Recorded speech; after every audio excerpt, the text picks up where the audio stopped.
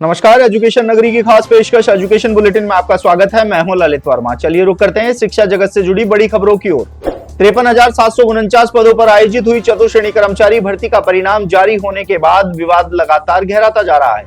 Cut off ज्यादा जाने के साथ ही नॉर्मलाइजेशन के चलते पहली पारी के अभ्यर्थियों को नुकसान होने के आरोप लगाए जा रहे हैं, तो वहीं भर्ती में गड़बड़ी के आरोप भी अभ्यर्थियों द्वारा सोशल मीडिया पर उठाए जा रहे हैं।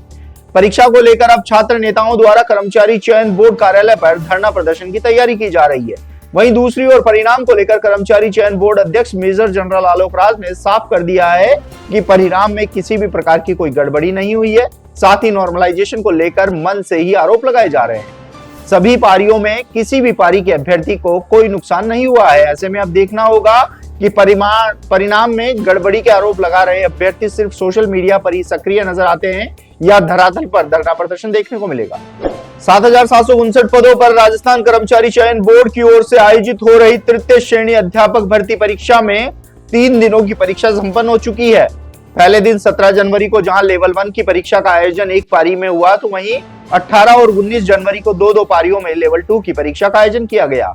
अब 20 जनवरी को अंतिम दिन की परीक्षाओं का आयोजन किया जाएगा। वहीं परीक्षा में बम्पर उपस्थिति के चलते अब कट ऑफ को लेकर भी काफी असमंजस की स्थिति अभ्यर्थियों के सामने खड़ी होती जा रही है। वहीं परीक्षा देने वाले परीक्षार्थियों का सिर इस समय पेपर को देखकर ही चकरा रहा है। अभ्यर्थियों का कहना है कि बोर्ड का पेपर के स्तर अब आरपीएससी के टक्कर का होता जा रहा है। वहीं पेपर तो आसान है, लेकिन उसको करने में समय काफी लग रहा है, जिसके चलते 2.5 घंटे का समय काफी कम पड़ रहा है। हालांकि बोर्ड की ओर से पहले ही साफ कर दिया गया था कि अब बोर्ड की परीक्षाओं का पेपर स्तर काफी बेहतर होगा। ऐसे में अब पेपर टफ आने से अभ्यर्थी इस परीक्षा को आरएएस और आईएएस लेवल की बता रहे हैं। 10,644 पदों पर आयोजित होने वाली एलडीसी भर्ती में फिलहाल आवेदन प्रक्रिया जारी है, लेकिन ओबीसी आरक्षण को लेकर छेड़छाड़ जो किया गया है उसको लेकर विवाद लगातार गहराता जा रहा है और ये विवाद अब बढ़ता ही जा रहा है।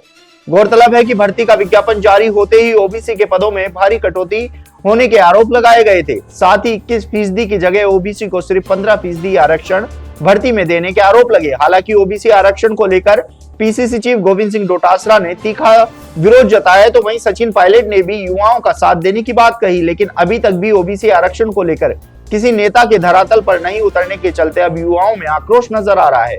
युवाओं ने आरोप लगाया है कि पिछले कुछ समय से भर्तियों में ओबीसी आरक्षण के साथ लगातार छेड़छाड़ की जा रही है, लेकिन ना तो सरकार को कोई ध्यान नहीं दे रही है और ना ही विपक्ष इसकी आवाज उठा रहा है। ऐसे में अब जल्द ही ओबीसी आरक्षण को लेकर युवाओं द्वारा सड़कों पर उतरने की रणनीति तैयार की जा रही है। राजस्थान कर्मचारी चयन बोर्ड की ओर से आयोजित कंडक्टर भर्ती परीक्षा का परिणाम आने के बाद अब कई बड़े सवाल खड़े हो रहे हैं। एक मामला ऐसा आया है जिसने बोर्ड की परीक्षा प्रणाली पर ही सवाल खड़े कर दिए हैं।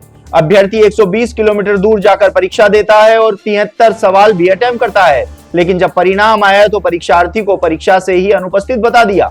अब परीक्षार्थी का प्रवेश पत्र और मार्कशीट भी सामने आ गई है, जो अभ्यर्थी ने सोशल मीडिया पर साझा की है। इस समय ये मामला बोर्ड की कार्य प्रणाली पर सवाल खड़े कर रहा है।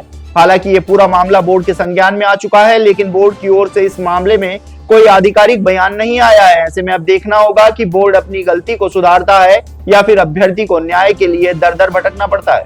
राजस्थान लोक सेवा आयोग द्वारा सहायक आचार्य कॉलेज शिक्षा विभाग परीक्षा 2025 के अंतर्गत philosophy, textile drawing and painting, geography, ABST, sociology, business administration, drawing and painting तथा स्टैटिस्टिक्स विषय की मॉडल उत्तर कुंजियां आयोग की वेबसाइट पर जारी कर दी गई है।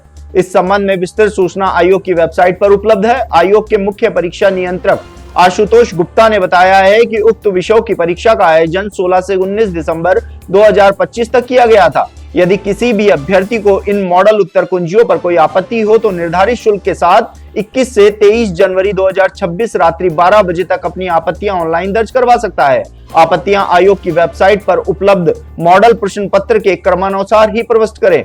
उक्त परीक्षा का मॉडल प्रश्न पत्र आयोग की वेबसाइट पर भी उपलब्ध कराया गया। तो ये थी शिक्षा जगत से जुड़ी तमाम बड़ी खबरें। कल फिर आपके साथ रूबरू होंगे, तब तक के लिए नमस्कार।